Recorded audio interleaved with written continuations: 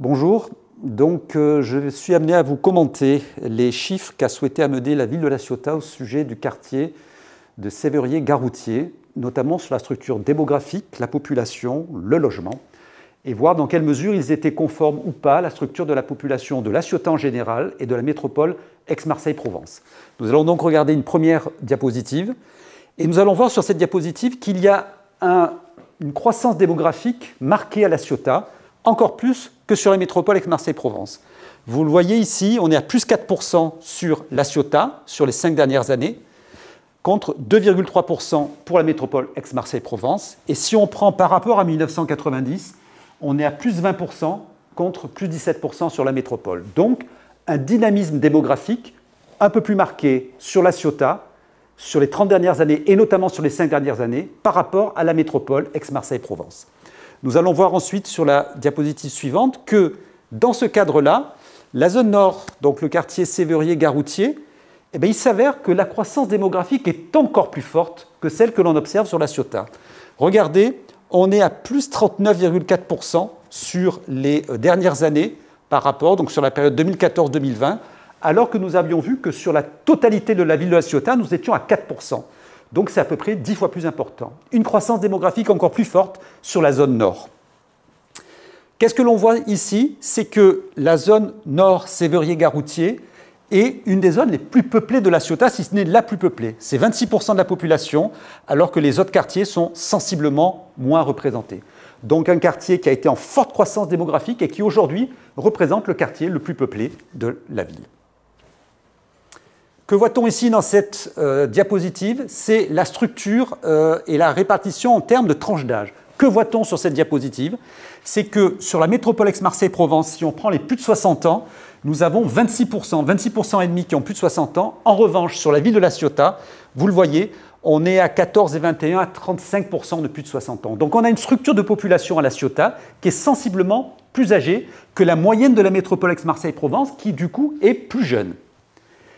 Et par rapport à cette structure de la ville de La Ciotat qui est un peu plus âgée que la structure de la métropole Aix-Marseille-Provence, eh bien, le quartier, la zone nord, Séverier-Garoutier, au contraire, va être plus jeune que la moyenne observée sur La Ciotat.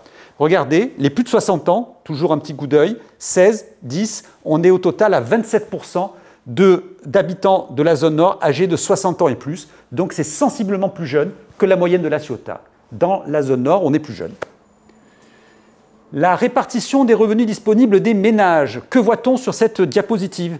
C'est que globalement, les habitants des Séverier-Garoutier sont à 2100 de revenus médians par foyer mensuel, c'est-à-dire ce qu'il reste une fois qu'on a payé tous les impôts, le revenu disponible. Et on voit qu'on est un des 3 quartiers sur lesquels les revenus sont les plus élevés à La Ciotat, avec donc Clos-des-Plages, Pémian et avec Est.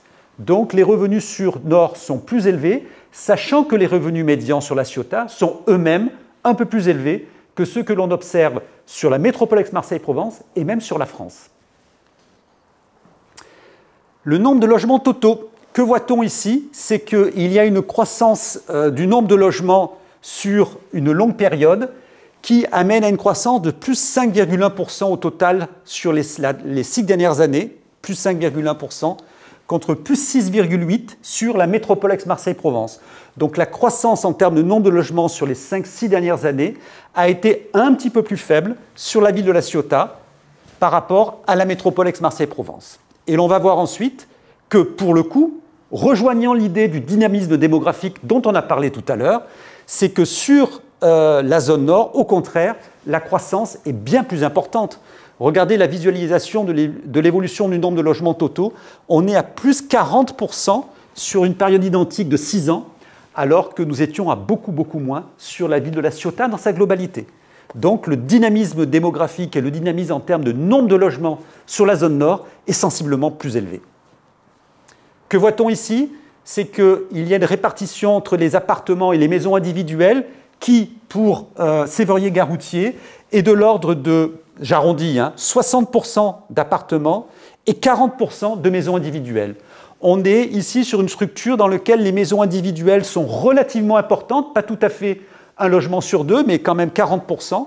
Et c'est un des plus importants. On a juste les quartiers Est qui s'en rapproche à 37%, les autres étant sensiblement moins élevés. On a Ouest ici à 50%.